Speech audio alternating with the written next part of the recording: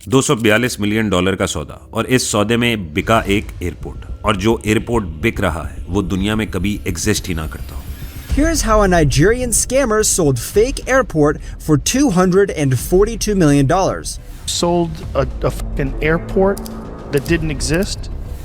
है ना हैरानकुन बात। मुझे पूरी उम्मीद है कि आज के दौर में कभी ना कभी किसी ना किसी को एक बार नाइजीरिया के शहजादे की ईमेल ज़रूर आई होगी, जिसमें वो झूठी वादे और कस्में खाकर कहता होगा कि उन्हें कई $100 करोड़ एक बैंक में फंसे हुए हैं और वो चाहते हैं कि ये पैसे आपको ट्रांसफ़र कर दें। लेकिन इस सब के पीछे उनकी शर्त है कि आप उन्हें अपनी बैंक डिटेल्स मुहैया करें, और ना सिर्फ इतना बल्कि एक छोटी सी रकम भी ट्रांसफ़र करें ताकि वो आपके अकाउंट एग्जिस्ट करने की तस्दीक कर सके। दरअसल ये सब एक फ्रॉड है जो इंटरनेट के ज़माने में चलता आ रहा है। लेकिन इंटरनेट के ज़माने से पहले $242 मिलियन का फ्रॉड करना और एक ऐसा एयरपोर्ट बेचना जो ना तो कभी बना और ना ही कभी बनना था, बहुत ही हैरान कर देने वाली वाक़या है। और इस वाक़ये के पीछे था एक मास्टरमाइंड जिसका नाम था इमैनुअल, और उसका ताल्लुक था नाइजीरिया से।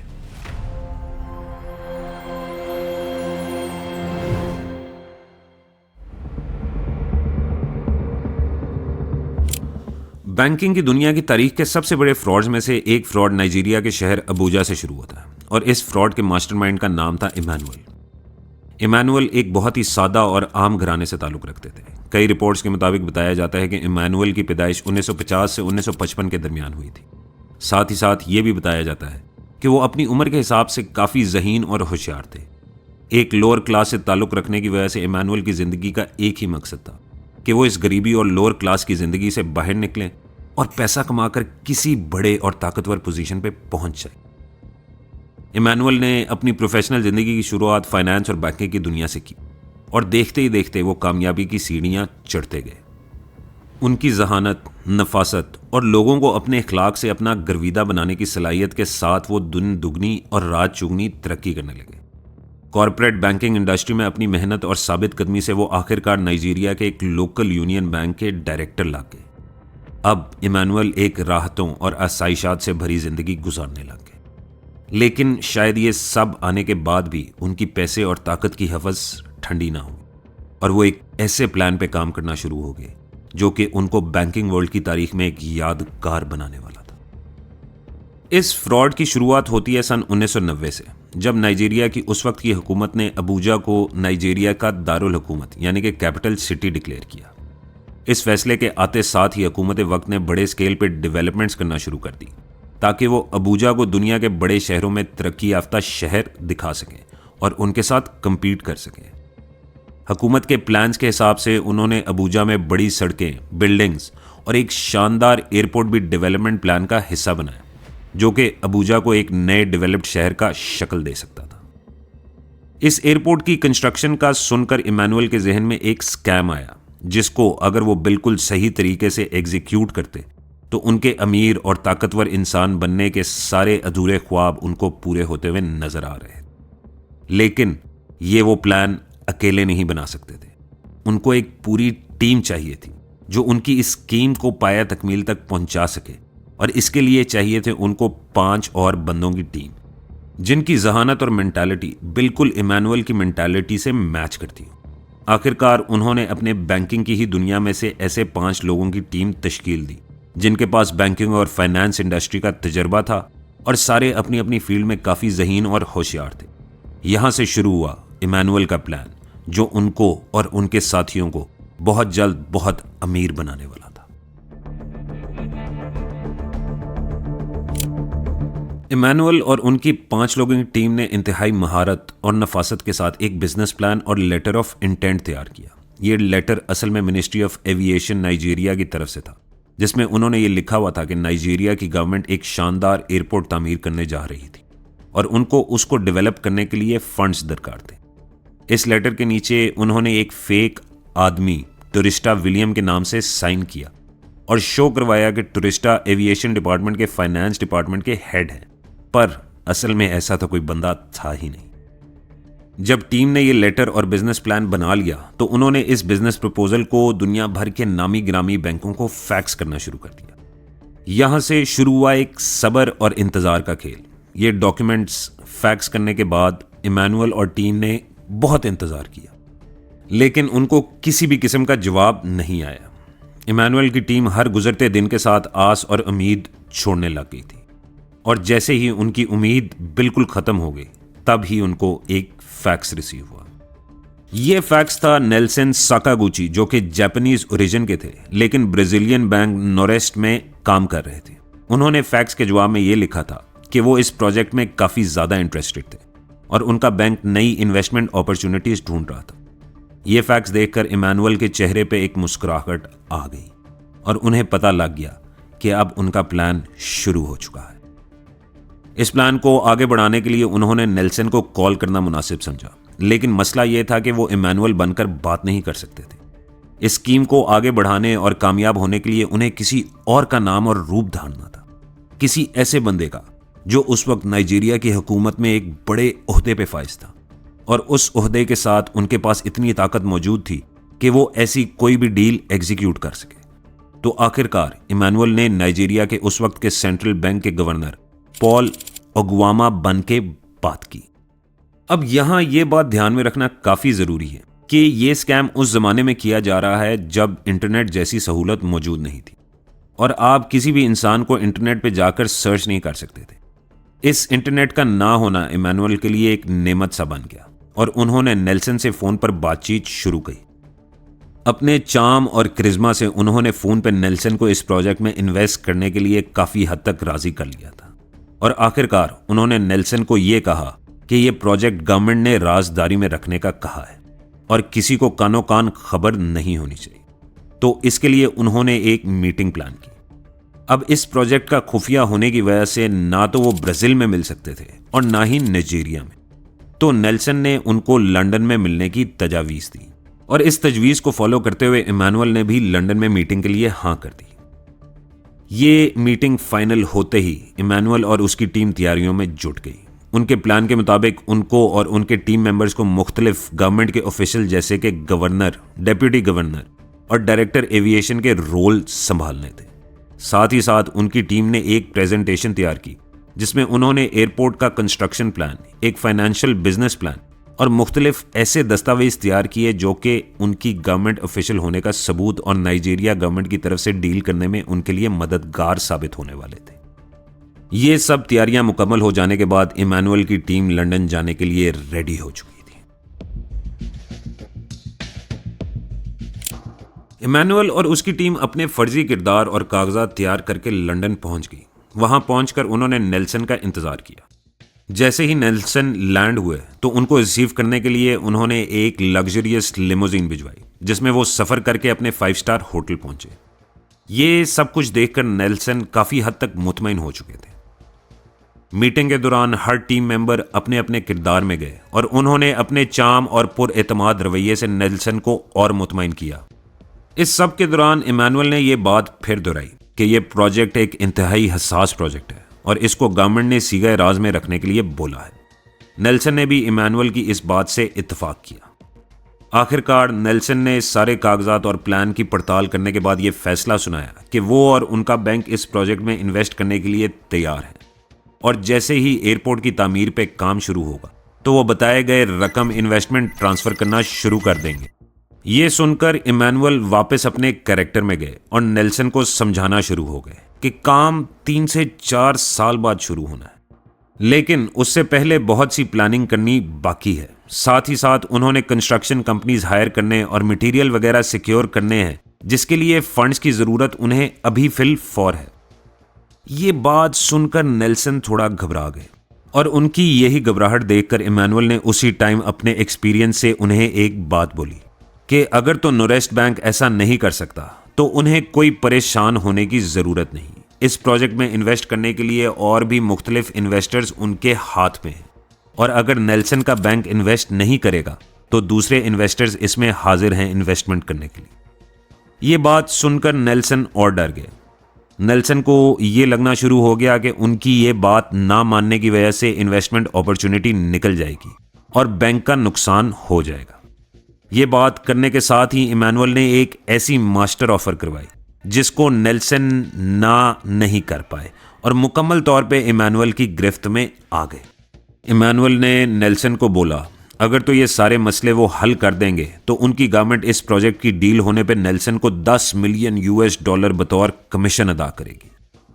इतनी बड़ी रकम का कमीशन में मिलने का सुनकर नेल्सन ने फौरन डील कंफर्म कर दी, लेकिन अभी एक आखिरी कंफर्मेशन बाकी थी।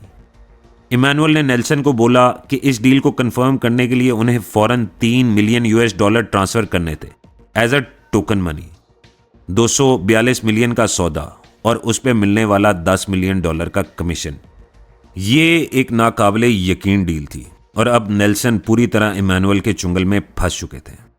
नेल्सन ने उसी वक्त इमानुअल के बताए गए अकाउंट में $3 मिलियन ट्रांसफर करवा दिए और यहां से शुरू हुआ पैसों का एक ऐसा ट्रांसफर जो अगले 3 साल तक जारी और सारी रहा।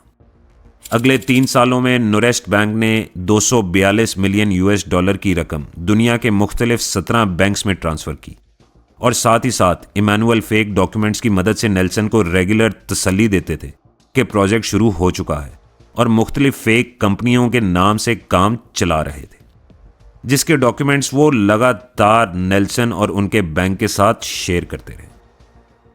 जहां एक जगह फेक डॉक्यूमेंट्स और $242 मिलियन ट्रांसफर हो रहे थे, वहीं दूसरी तरफ इमानुअल और उनकी इंतहाई ज़हीन और तजर्बाकार टीम आने वाली रकम को मुख्तलिफ प्रोजेक्ट्स के जरिए रियल एस्टेट, स्टॉक्स और मुख्तलिफ इन्वेस्टमेंट्स की सूरत में इन्वेस्ट कर रहे थे। उन्होंने 1995 से लेकर 1998 तक नाइजीरिया में बहुत सी प्रॉपर्टीज बनाई और वहां के बासर लोगों में शुमार होना शुरू हो गए। लेकिन हर उरूज को एक ज़वाल होता है और इमानुअल के इस स्कैम का भी टाइम खत्म होने वाला था और फिर वही हुआ जिसका डर था। 1998 के आखिर में जेमी लोपेज नामी आदमी जो नोरेस्ट बैंक का डायरेक्टर था, वो एक इंतहाई मुश्किल में फंसा हुआ था। इस साल नोरेस्ट बैंक को स्पेन का सबसे बड़ा बैंक खरीदने जा रहा था और इस डील की वैल्यू तकरीबन $500 मिलियन की थी। लेकिन जेमी को दरपेश मुश्किल ये थी कि नोरेस्ट बैंक की 1/3 सरमाया कहीं पे मिल ही नहीं पा रहा था और वो जब भी इसकी छानबीन करते तो उसके एंड हमेशा एक ही नाम पे होता था और वो था नेल्सन का। जब जेमी को कोई हल नजर ना आया तो उन्होंने आखिरकार नेल्सन को बोर्ड ऑफ डायरेक्टर्स के सामने पेश होने का बोला। नेल्सन जब वहां पेश हुए और उनसे इन्वेस्टिगेशन शुरू हुई तो वो इस रकम को लेकर आएं बाएं शाएं करते रहे। इसी दौरान जेमी का सब्र जवाब दे गया और उन्होंने नेल्सन का गिरफ्तार तक पकड़ लिया।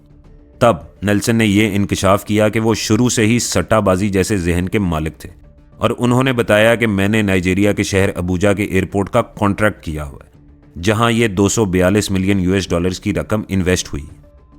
ये सुनकर बोर्ड ऑफ डायरेक्टर्स भड़क पड़े और आगाज हुआ एक इंटरनेशनल इन्वेस्टिगेशन का जो नेल्सन ने उस वक्त के नाइजीरिया के गवर्नर के साथ की थी। जब तफ्तीश शुरू हुई तो ये काफ़ी हद तक वाज़ेह था कि बैंकिंग इंडस्ट्री की तारीख में किए गए ये सबसे बड़े फ्रॉड का आगाज़ और इसके मेन बेनिफिशरी नाइजीरिया का मुल्क था। जब वहाँ के मुकामी बैंक से मुख्तलिफ तफसीलात मांगी गईं तो वहाँ के बैंक्स ने किसी भी किस्म के ताउन से इनकार कर दिया। दर हकीकत तफ्तीश शुरू होने से पहले ही इमानुअल और उनकी टीम ने पर्दे के पीछे इन बैंक और वहाँ पे काम करने वाले बड़े बड़े अफसरान को रिश्वतें दे रखी थी ताकि वो इस तफ्तीश में किसी किस्म की सहूलतकारी ना कर सके और उनका फ्रॉड छुपे का छुपा रह जाए। लेकिन मगरबी बैंकिंग इंडस्ट्री ने जब नाइजीरिया के बैंक्स पे प्रेशर डालना शुरू किया तो उन्होंने आखिरकार इमानुअल और उनके सारे साथियों के नाम बता दिए, साथ ही साथ तमाम अकाउंट्स की डिटेल भी उनके साथ शेयर कर दी। अब इमानुअल और उनकी टीम बेनकाब हो चुकी थी, लेकिन तब भी उन लोगों के खिलाफ कार्रवाई अमल में ना ला सके और उसके पीछे वजह थी कि उस वक्त नाइजीरिया में इंटरनेशनल फ्रॉड के ऊपर किसी किस्म का कोई कानून एग्जिस्ट नहीं करता था। इमानुअल अब भी आज़ाद घूम रहा था, जबकि दूसरी साइड पे नेल्सन को हिरासत में ले लिया गया और मनी लॉन्ड्रिंग के जुर्म में कई साल की सजा में जेल में कैद कर दिया गया था। नोरेस्ट बैंक ने काफ़ी कोशिश की कि उनकी डूबी हुई रकम किसी तरह रिकवर हो जाए, पर उस वक्त ये रकम ज़्यादातर प्रॉपर्टीज़ और मुख्तलिफ स्टॉक्स में इन्वेस्टेड थी इसीलिए बेचारे नोरेस्ट बैंक वालों की एक ना चल सकी। लेकिन इमैनुअल का वक्त करीब था और वो अनकरीब पकड़ में आने वाले थे। 2003 में नाइजीरिया में एक नई हुकूमत आई और साथ ही एक नए प्रेसिडेंट, जिन्होंने फाइनेंशियल फ्रॉड के ऊपर कवानीन बनाए, और इन कवानीन के आते ही इमैनुअल और उनकी टीम के खिलाफ कार्रवाई अमल में लाई गई। 1 साल मुख्तलिफ जगहों पर रेड करने और छापे मारने के बाद इमैनुअल और उनकी टीम के 4 मेंबर गिरफ्तार हो गए। पर याद रहे, इमैनुअल और उनकी टीम के 5 मेंबर थे। कहा और सुना यह जाता है कि इमैनुअल ने 5वें मेंबर को पुरअसरार कार एक्सीडेंट में कत्ल करवा दिया था ताकि बाकी सारी टीम महफूज रह सके और इनके खिलाफ वो गवाही ना दे सके। खैर, आखिरकार उनके खिलाफ अदालती कार्रवाई शुरू हुई, लेकिन इमैनुअल इतनी आसानी से पकड़े या अपने ऊपर फर्दे जुर्म आयद होने देने वाले नहीं थे। उन्होंने उस वक्त की सरकारी मुलाजमीन और साथ ही साथ उन पे फैसला देने वाली जूरी को भारी रकम रिश्वत के तौर पे अदा की। जब उस वक्त के सिटिंग जज तक ये खबर पहुंची तो जज ने केस रुकवा दिया और दूसरे शहर में ये केस मुंतकिल करा दिया ताकि इमैनुअल के खिलाफ सही कार्रवाई की जा सके। दूसरे शहर में केस ट्रांसफ़र होने के बाद इमैनुअल को ये नज़र आना शुरू हो गया कि यहाँ उनकी दाल गलने वाली नहीं थी और उन्हें सज़ा होना काफ़ी हद तक नज़र आने लग गई। तो इमैनुअल ने भाग निकलने का प्लान बनाया। इमैनुअल की एक पेशी के दौरान जज को एक ख़त मसूल होता और उसमें यह लिखा होता है कि कोर्ट में बॉम्ब फटने वाला है। ये देखते ही कोर्ट बंद कर दी जाती है और सारों को बाहर निकालकर कोर्ट का तफसीली मुआयना किया जाता है। मुआयने के दौरान बनी कन्फ्यूजन में इमैनुअल का भाग निकलने का प्लान होता है, लेकिन वो चौपट हो जाता है। और जब कोर्ट से बॉम्ब नहीं मिलता तो इमैनुअल और उनकी टीम के खिलाफ केस दोबारा सुना जाता है, जिसमें उनके पुराने दोस्त गवाह के तौर पे पेश होते हैं। वो गवाह और कोई नहीं बल्कि नेल्सन होते हैं, जो तफसील में सारी डील के बारे में बताते हैं। ये सुनकर इमैनुअल ये कहते हैं कि वो फ्रॉड में हासिल की गई रकम में से 120 मिलियन US डॉलर वापस करते हैं और साथ ही 10 मिलियन US डॉलर फाइन की मद में नाइजीरिया की गवर्नमेंट को भी अदा करेंगे। ये तय पा जाने के बाद इमैनुअल को फर्दन 25 साल कैद सुना दी जाती है। आपको क्या लगा बात यहाँ ख़त्म होगी? अगर आपने इस सारी वीडियो में ये नहीं सीखा कि इमैनुअल कितने तेज़ और शातिर इंसान है, तो आपने शायद वीडियो गौर से नहीं देखी। इमैनुअल रिश्वत देकर 2 साल से भी कम अरसा जेल में गुजारते हैं और बाहर आकर एक आज़ाद शहरी की हैसियत से ज़िंदगी गुजारना शुरू कर देते हैं।